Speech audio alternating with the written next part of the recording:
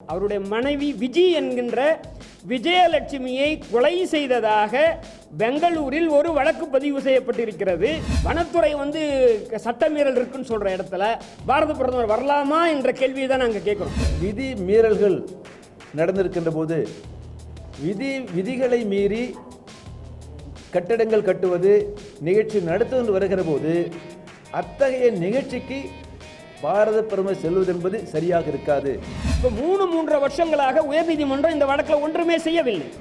ஈசா யோகத்தின் பெயரால் இவ்வளவு ஏக்கரை வளைத்து போட்டிருக்கிறார்கள். இவர்கள் சாமியாராக இன்று வலம் வந்திருக்கக்கூடியவங்களுடைய ஒரு பின்னால் இருக்கக்கூடிய இந்த மாதிரியான விஷயங்களையும் வெளியே சொல்லி காமிக்கணுன்றது. 13 லட்சம் சதுர அடி சட்டத்துக்கு புறம்பாக இல்லீகல் கன்ஸ்ட்ரக்ஷன் பண்ணியிருக்காங்க. இந்த டெப்டி டைரக்டர் நோட்டீஸ் கொடுத்தவர் பிரைம் மினிஸ்டர் போனால் அடுத்து என்ன பண்ணுவார்?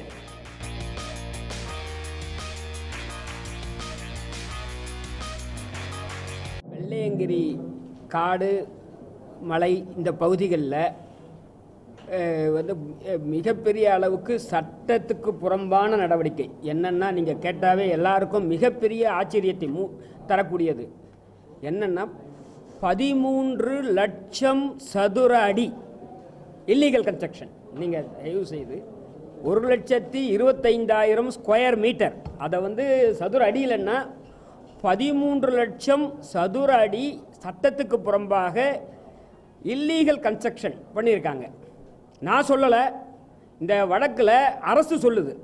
தமிழக அரசினுடைய டவுன் அண்ட் கண்ட்ரி பிளானிங்னுடைய டெப்டி டைரக்டர் அவங்க பதிலாக கூட போட்டிருக்காங்க. இங்கே பூ உலகின் நண்பர்கள் இங்கே உயர்நீதிமன்றத்தில் வழக்கு போட்டிருக்காங்க. அந்த வழக்கில் இந்த மாதிரி சட்டத்திற்கு புறம்பாக கட்டிய கட்டிடங்கள் அகற்றப்பட வேண்டும், டிமாலிஷ் பண்ணணும்னு போடுறதுல அவர்கள் அதை ஆமாம் என்று அரசு போட்டிருக்கிறது. என்னன்னா, அதுக்கு 2/11/2012 முதல்ல ஒரு அறிவிப்பு நோட்டீஸ் ஒன்று கொடுக்குறாங்க.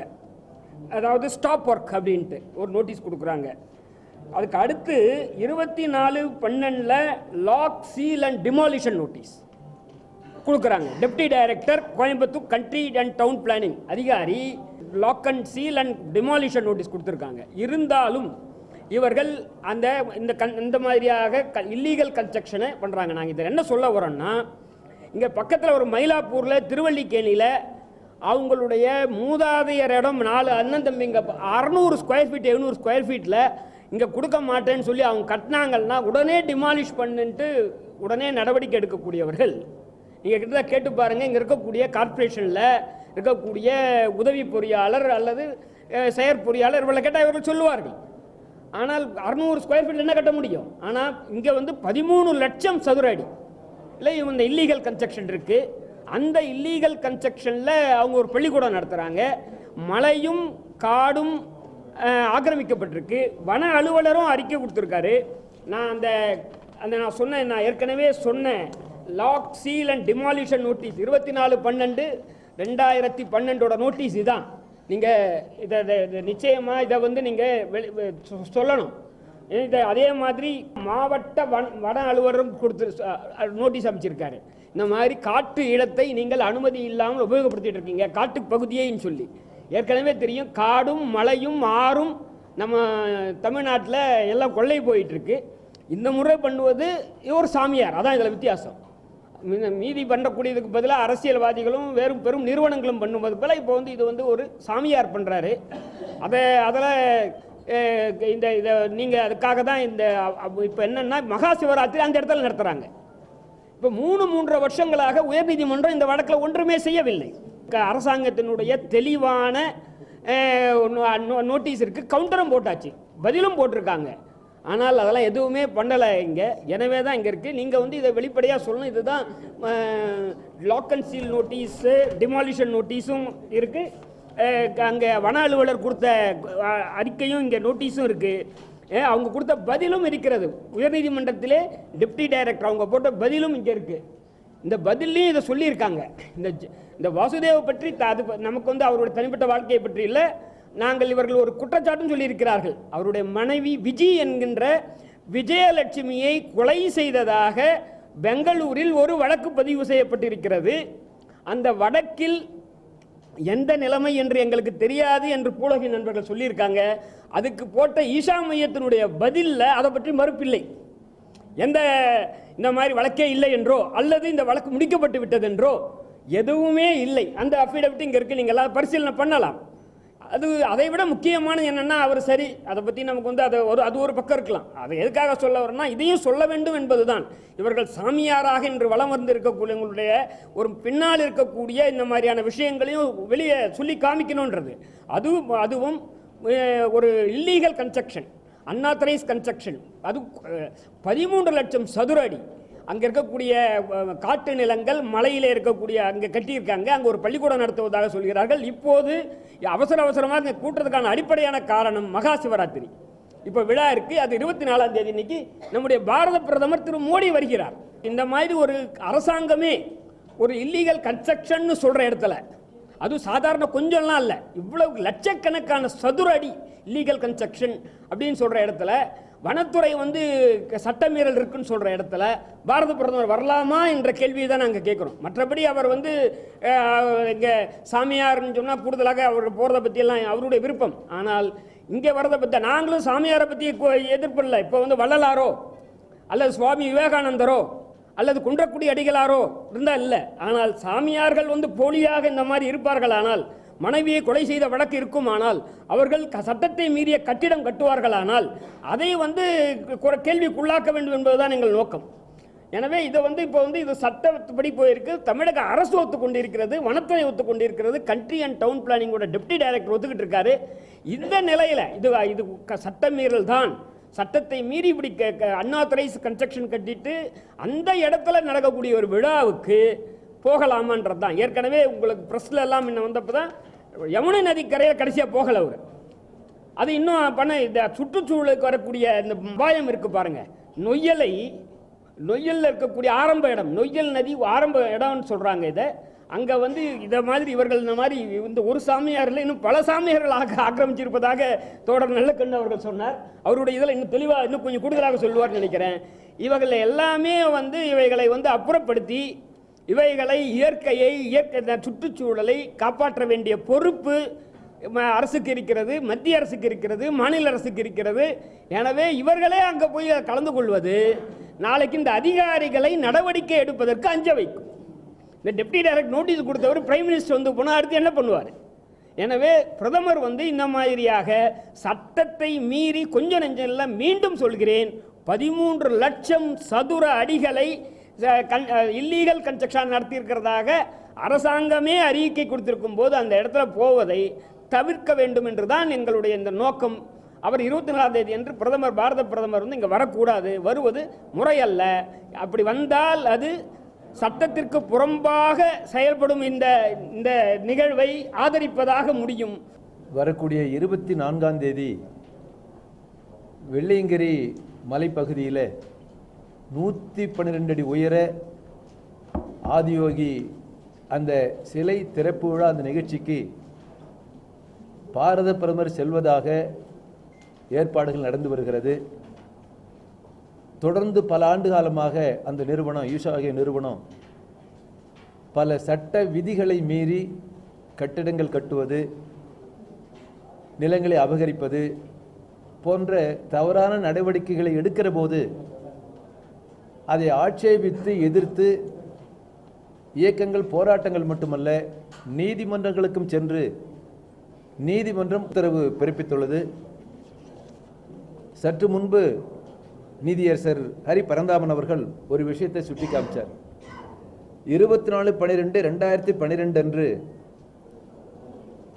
அனுமதியின்றி சட்டவிரோதமாக கட்டப்பட்ட கட்டிடங்களை இடிக்க வேண்டும் என்று, டிமாலிஷ் பண்ண வேண்டும் என்று நீதிமன்றம் உத்தரவிட்ட பிறகு தொடர்ந்து கட்டுமான பணிகள் நடந்து வருது. குறிப்பாக மலைதள பாதுகாப்பு குழுமம் அனுமதி பெறணும், அனுமதி பெறலை. தமிழ்நாடு பஞ்சாயத்து விதிகள் அடிப்படையில் town and country planning department அனுமதி பெறணும், அனுமதி பெறலை. மாவட்ட ஆட்சியர்கிட்ட முன் அனுமதி பெறணும், முன் அனுமதி பெறலை. இத்தகைய விதி மீறல்கள் நடந்திருக்கின்ற போது விதிகளை மீறி கட்டடங்கள் கட்டுவது, நிகழ்ச்சி நடத்துவது வருகிற போது அத்தகைய நிகழ்ச்சிக்கு பாரத பிரதமர் செல்வது என்பது சரியாக இருக்காது. அந்த நிகழ்ச்சியில் நீதியரசர் சொன்னது போல மாநில முதல்வர் கலந்து கொள்வதும் சரியாக இருக்காது. சட்ட விதிகளுக்கு முரணாக செயல்படக்கூடிய தனிநபர் மீதோ நிறுவனத்தின் மீதோ நடவடிக்கை எடுக்க வேண்டிய இடத்தில் இருக்கக்கூடிய பிரதமரோ முதலமைச்சர் அவர்களோ அத்தகைய நிகழ்ச்சிக்கு செல்வது என்பது தவறான நடவடிக்கைகள் விதிமீறல்களை நியாயப்படுத்துவதாக ஆகிவிடும். குறிப்பாக அந்த பகுதியில் கடந்த காலத்தில் நில உச்சவரம்பு சட்டத்தின் அடிப்படையில் 44 ஹெக்டேர் நிலம் என்பது உபரி என்று அறிவிக்கப்பட்டு அது நிலமற்றவர்களுக்கு விநியோகம் செய்ய வேண்டிய அவசியம்.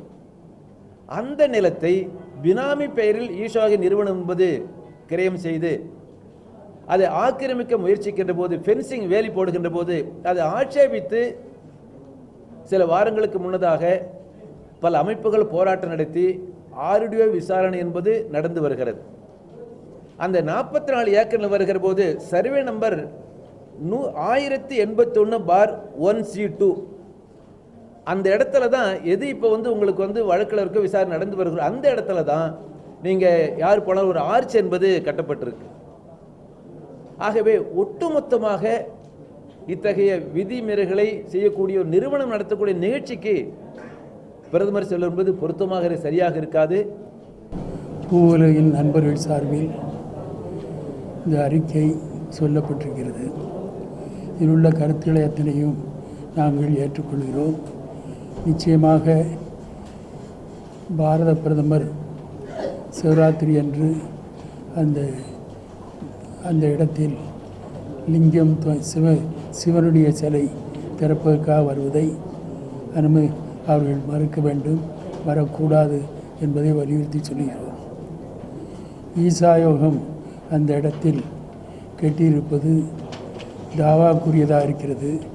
அதில் 1,00,000 ஏக்கருக்கு மேலான இடங்களில் அந்த கட்டடம் கட்டப்பட்டிருக்கிறது என்பதோடு மட்டுமில்லாமல் அந்த தண்டி கண்டிகை என்ற கிராமம் அது அமைந்திருக்கிறது.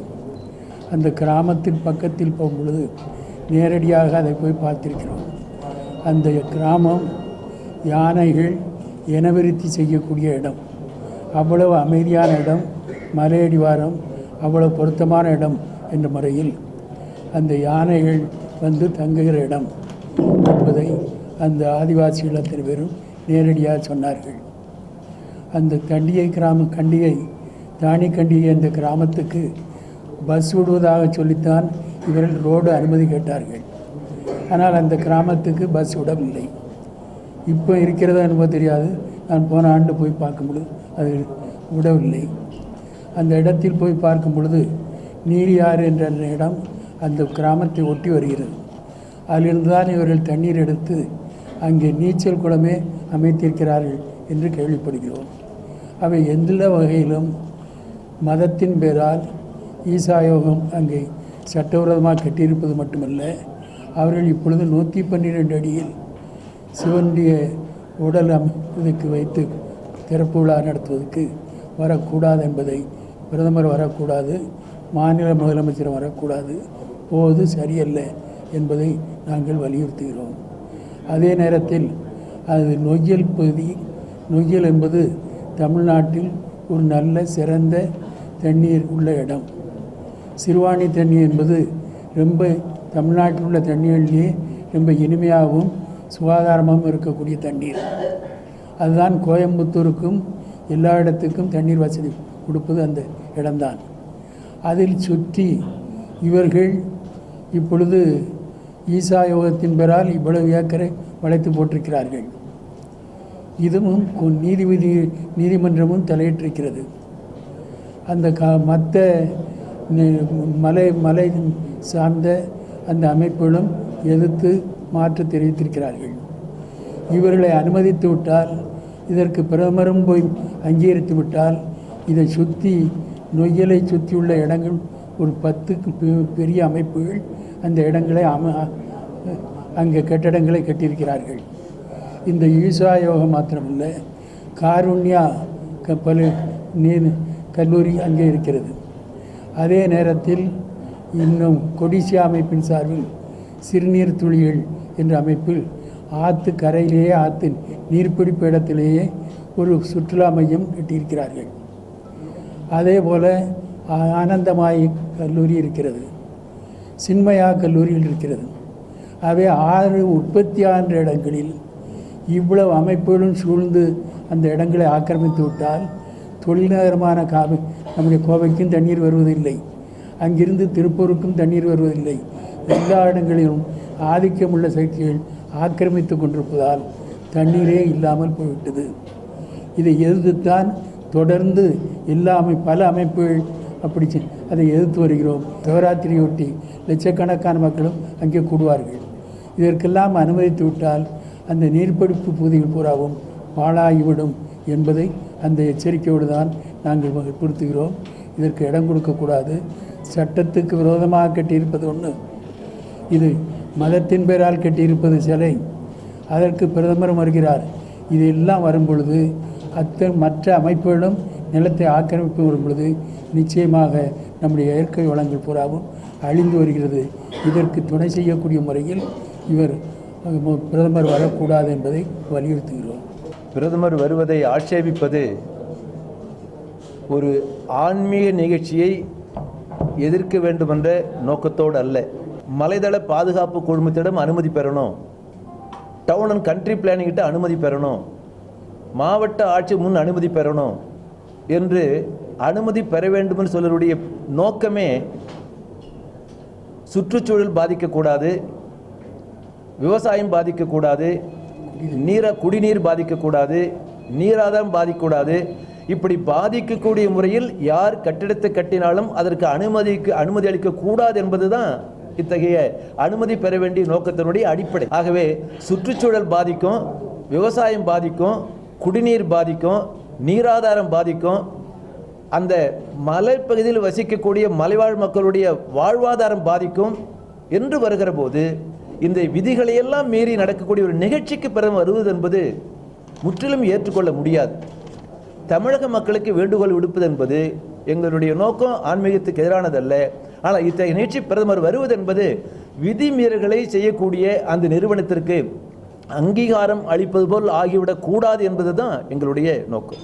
நம்முடைய இயற்கை வளங்களை பாதுகாக்க வேண்டும் என்பதுதான் இதனுடைய அடிப்படையான நோக்கம். நம்முடைய காட்டையும் மலையையும் ஆற்றையும் காப்பாற்ற வேண்டும். இன்னைக்கு நொய்யல் ஆற்றினுடைய அந்த நீர்பிடிப்பு பகுதியில் நல்லக்கண்ணு சொன்னது போல இன்னும் இந்த ஈஷா மையமும் இன்னும் பலரும் பெரிய அளவுக்கு ஆக்கிரமிப்பு செய்திருக்கிறார்கள். இதை பொறுத்த வரைக்கும் இந்த இப்போது நடக்கக்கூடிய ஈஷா மையத்தை பொறுத்த வரையிலே வனத்துறையும் நான் ஏற்கனவே சொல்லியிருக்காங்க, வனத்துறை அந்த ஹில் கன்சர்வேஷன் கவுன்சிலுக்கு ஆட்சேபனையும் அமைச்சிருக்காங்க. அதாவது ஹில் கன்சர்வேஷன் கவுன்சிலுடைய அனுமதி இல்லாமல் கட்டடம் கட்டக்கூடாது, அதனால இது கட்டக்கூடாதுன்னு வனத்துறை அமைச்சிருக்கு. ஹில் கன்சர்வேஷன் கவுன்சில் அனுமதி தரல, town and country planning authorities அதுக்கான அனுமதி தரவில்லை.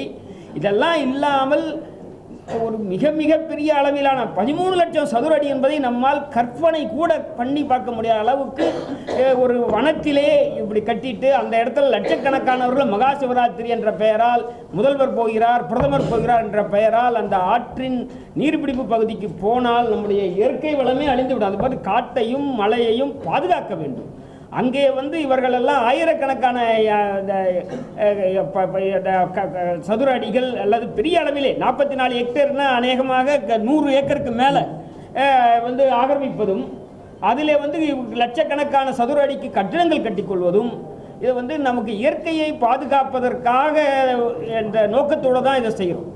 அந்த மாதிரி சட்டத்தை மீறக்கூடிய பல வழக்குகள் அவங்க சொன்ன மாதிரி குறைஞ்சது 4-5 வழக்குகள் உயர்நீதிமன்றத்தில் இருக்குது. ஒரு வழக்கு கிரீன் ட்ரைபூனலில் இருக்குது, 2 வழக்கு கிரீன் ட்ரைபூனலில் இருக்குது. இப்போ இவங்கெல்லாம் இங்கே விசாரணையில் இருக்கக்கூடிய இப்போ தமிழக அரசாங்கம் பதில் போட்டிருக்காங்க. டெப்டி டைரக்டர் சொல்கிறாரு, ஆமாம் விதி மீறி கட்டப்பட்டு இருக்கிறது, 13 லட்சம் சதுர அடியில் கட்டப்பட்டிருக்கு, நாங்கள் டிமாலிஷன் நோட்டீஸ் கொடுத்துருக்கோன்னு சொல்கிற இடத்துல முதல் மந்திரியும் பிரதமரும் போவது இந்த சட்ட மீறல் செய்யக்கூடியவர்களுக்கு ஆதரவான செயல்பாடாக இருக்கும்.